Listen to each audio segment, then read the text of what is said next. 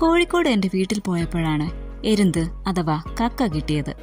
എന്നാ പിന്നെ അമ്മയുടെ സ്പെഷ്യലായ തോടുകറി വയ്ക്കാമെന്ന് തീരുമാനിച്ചു. ആദ്യം തേങ്ങ അല്പം മഞ്ഞൾപ്പൊടിയും ചെറിയ ഉള്ളിയും ചേർത്ത് അരച്ചത് ഒരു ചട്ടിയിലേക്ക് മാറ്റാം. അതിലേക്ക് 1 ടീസ്പൂൺ മഞ്ഞൾപ്പൊടി, 2 ടേബിൾ സ്പൂൺ മുളക് പൊടി, ഉപ്പ് എന്നിവ ചേർത്ത് ആവശ്യത്തിന് വെള്ളമൊഴിച്ച് പാകമാക്കുക.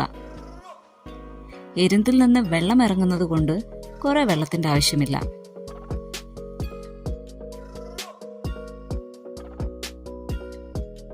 അതിലേക്ക് എരുന്ത് ചേർത്ത് മിക്സ് ചെയ്ത് സ്റ്റവിൽ വെച്ച് അടച്ചു വെച്ച് വേവിക്കാം.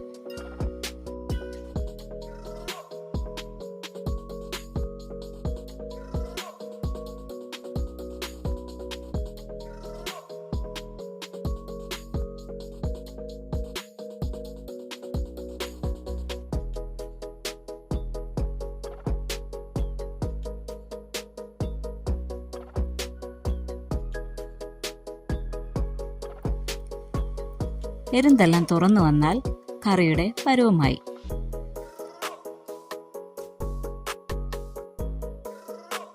കറിവേപ്പില ചേർത്ത് കൊടുക്കാം.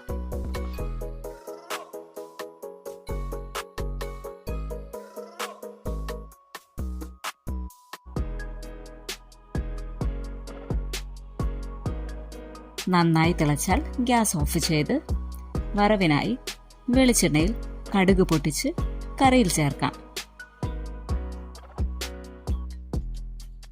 കക്ക തോടോടുകൂടി കറി വെക്കുന്നത് പലർക്കും ഉൾക്കൊള്ളാത്ത കമന്റ്സ് കുറെ കണ്ടിട്ടുണ്ട്. ഞങ്ങൾ മലബാറുകാർക്ക് തോടുകറി അതൊരു വികാരമാണ്. പിന്നെ എല്ലാത്തിനും അതിൻ്റെതായ രുചികളുമില്ലേ ഭായി?